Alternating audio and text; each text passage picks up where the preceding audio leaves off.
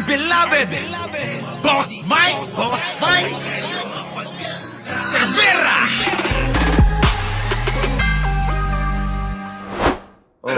We are under attack! Nanawagan kami dito. Kita nyo mga kababayan ko, di ba? Maging ho yung mga artista, yung mga kilala sa show business, mga kababayan, bumabatikos ho eh. Oh, di ba? Napakaraming gumagawa niyan. Hindi na lang ho si Atty. Claire Castro, kaya dahil kayo nasasaktan sa mga sinasabi ni Atty. Claire Castro, kaya siya yung nakikita ninyo. Abay, tumingin kayo sa iba. Tignan nyo kami, tignan nyo yung mga Pilipino na nagpo-post, nag-upload ng kanilang mga napansin, ng kanilang mga opinion at pananaw sa social media bago si Atty. Claire Castro. At sabi ko nga sa inyo, yan talaga ay hindi nyo magugustuhan yung mga naratibo ng mga may malilinaw na kaisipan. Maliwanag ho ang isip ni Atty. Claire Castro. Ikukumpara nyo mga kababayan kay Pulong Duterte, kay Sara Duterte at saka kay Basti Duterte. Kahit nga ho mga kababayan, pagsamahin nyo yung utak ng tatlo na yan, i-bonus nyo na ho yung utak ni Kitty Duterte. Hindi ho aabot sa kaalaman, kaliwanagan, pangunawa ni Atty. Claire Castro na yan. Hindi ho aabot eh. Mga kababayan, pachuchay. Pagsamasamahin nyo yung utak ng magkakapatid ng Duterte sa madaling salita, hindi ho aabot kay sa utak ni Atty. Claire Castro.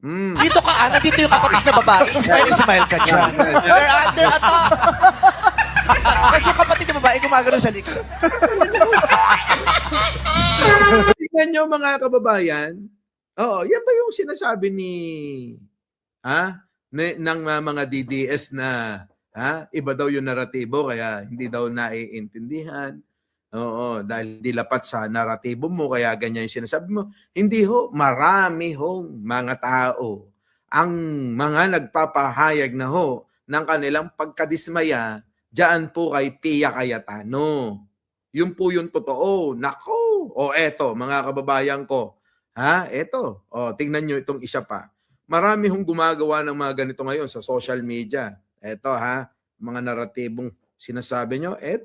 Ito ang naratibo ng mamamayang Pilipino. Ayan, mga kababayan ko. Dali. Yan. Tingnan nyo ngayon, mga kababayan, pag-isipan nyo ho ito. Itong ang pinanggalingan ng salita na sinasabi na parang baliwala, na napaiyak si Pia Cayetano, na nakiiyak ho si Loren Legarda, kayo na ho bahala kay Amy. Yung mga ganito lang na napakasimple ho, simpleng pambabatikos ho sa nangyari ho dyan sa Senado. Hindi po ba mga kababayan? Simple. Tingnan nyo mga kababayan ko. Nagpaiyak, pinaiyak, nakiiyak. Si Amy Marcos, yak. Yan, mga kababayan ko. Totoo naman di ba? Totoo naman. Ibaba mo na kayo ibang gamit. Yun. Di ba, mga kababayan? Ito, napakarami. Tingnan nyo, Vice Ganda, at saka sino to? Yung mga netizen, ang dami ho sa social media para ho sabihin natin na alam nyo na iba yung naratibo namin sa naratibo ni Pia Cayetano. Hindi. Oo, pansin na pansin ho ito hong si Pia Cayetano sa kanyang pagdadrama sa madaling salita. Hindi na ho maitatago sa madlang tao. Di ba? Sa madlang people. Yung mga katarantaduhan nito. Ano ho masasabi nyo dyan? Dito sa mga binabanat ng mga DDS, wala ho. Sabi ko sa inyo mahihina talaga at makikitid talaga ang mga utak ng mga hayop na yan dito, mga kababayan, nasan na yun? Hawak na raw ng... Hindi yan. Wait lang tulad ho neto. Nasaan na ba yun? Ito ba? Pumotok sa... Wait lang ha, hinahanap ko lang dahil nawala yung ating live kanina eh. Tingnan nyo mga kababayan ito.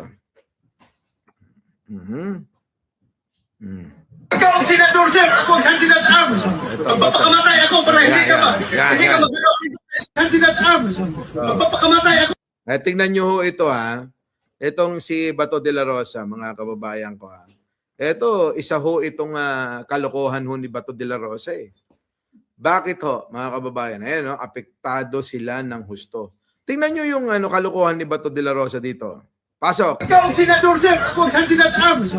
Magpapakamatay ako para hindi ka magalaw dito sa institusyon na ito. Narinig nyo yan? Binabanatan niya ho yung pong Sergeant at Arms na pinalitan ho ni Mau Aplaska. Inaaway niya yung pong Sergeant at Arms para ipalit niya si Aplaska. Yun talaga yung plano mga kababayan. So, ngayon mga kababayan ko, kayo ba'y naniniwala rito kay Bato? Magpapakamatay daw siya para daw dun sa Sergeant at Arms. Dapat ganun din gawin daw sa kanya. Wait. Alam nyo mga kababayan, wala na ho akong pinapaniwalaan dito kay Bato eh. Lahat na lang ng sinasabi nito. Mga kababayan, puro ay nako. Oo, di ba? Puro kasinungalingan mga kababayan eh, di ba? Puro kasinungalingan to. Oo. Tulad yan, sabi niya, sasama ako kay Digong. Doon ako, kahit saan siya magpunta. Di ba? Yan, di ba? Mapapawi na lang kayo rito eh. Kay Bato de la Rosa, sa mga sinasabi niya. Ayan, panoorin nyo. Ikaw ang senador, sir. Ako ang Sandilat Arms. Magpapakamatay ako para hindi ka magalaw dito sa institusyon na ito. Magpapakamatay ako para sa'yo. Bakit po na? Tingnan nyo, mga kababayan. Inambush nila Inambush nila ni Alan Peter Cayetano eh. Ayan. Para hindi makalabas. Umuho ka na, hindi ka pa gumalaw eh. Kita nyo, mga kababayan, kung ganun sila kabastos. Biruin nyo, Sergeant at Arms kahit sabihin nyo na empleyado ng Senado, sa harap ng maraming tao, sinisigaw-sigawan ni Bato de la Rosa, at saka netong si Alan Peter Cayetano, mga kababayan. Kung ako talaga, magre-resign kagad ako. At tama lang din yung ginawa nila, Tama lang din yung ginawa ng Sergeant at Arms. Hindi ka pa gumalaw eh. Tingnan nyo. Paano mo itatara? Hindi ka lang gumagalaw. Tingnan nyo, napahiya mga kababayan. Pinahiya nila. Anong ginawa ni Sergeant at Arms? Umalis na lang. Iniwan na lang ho sila. Tingnan nyo sa harap ng maraming tao, hindi nila alintana na maraming mga nakatutok na kamera, na mga media, di ba? Tapos makikita ho ito. Ito yung sinasabi ko sa inyo na kapag ginawa ho sa kulto ng mga Duterte ito, galit na galit sila. Pero kapag sila yung gumagawa, mga kababayan, parang okay lang, hindi nila iniisip kung ano mararamdaman. Eto, Robin Padilla, nakita mo ba ito? Kung napanood dito ng mga anak niya, di ba? Mas nakakahiya ito. Ikaw nasigawan ka lang. Eto, ini-iskandalo. Magkaiba yan. Ngayon, narinig nyo ba si Robin Padilla na magsalita tungkol dito na kesyo ayaw niya daw ng ganito, ayaw ng ganyan. Di ba dapat maging kontra siya dito? Di ba dapat ipagtanggol niya yung dating Sergeant at Arms dyan sa Senado? Pero may narinig ho ba kayo? Kay Robin Padilla? Wala. Yung lang hong kanilang pakiramdam, yung nararamdaman lang nila. Ang mahalaga, hindi ho mahalaga sa kanila yung pong damdamin at pakiramdam ng iba. Ganyan sila. Kawawa ho Ang tandulo, nagsasabi. Tingnan nyo. Di ba? Kita nyo? Di ba mga kababayan? Kasi ito yung usapin na kay ano to gigil na gigil siya kay Trillanes mga kababayan. Gigil na gigil siya kay Trillanes. Bakit? Mga kababayan, bakit? Kasi mga kababayan, si Trillanes yung nandun. na sumunod lang naman sa kanyang sinabi na gusto mo ikaw na ang umaresto. O ngayon, issue po ito mga kababayan, issue po. Dahil pinapakalat ngayon ng mga DDS na bakit daw pwede si Trillanes mang-aresto, mga tanga. Mali po yun yung sinasabi nila yun. Gumagawa lang sila ng kanilang mga bagong isisiksik na naman sa isipan ng mga bobo. Si Trillanes po ay sumama lang ho sa NBI na aaresto kay Bato. Hindi siya yung mang-aaresto. Magkaiba po yung mang-aaresto sa sumama lang. Kaya nga ho may NBI dun Kasi nga ho, ang NBI ang aaresto at tinupad niya lang yung sasama para umaresto. Kapag ka inaresto si Bato de la Rosa. O ano mali ron, mga kababayan? Wala hong mali. Diba? Walang mali. Kundi tama lahat yun Kaya nga lang sabi ko nga sa inyo, katulad ho nila Pia Cayetano, Alan Peter Cayetano, at saka etong sila Loren Ligarda, at saka ho etong sila Rodante Marcoleta, mga kababayan, na naghahanap ho lagi ng pagbibintangan ng kanilang kagaguhan. Ngayon, eto naman, mga DDS tulad ho ni Bondok na sinasabi ni Jimmy Bondok na, pwede palang mang-aresto yung si Trillanes hindi naman siya alagad ng batas at saka hindi naman na siya senador, hindi rin siya pulis, hindi na rin siya Navy at hindi rin naman siya Marines.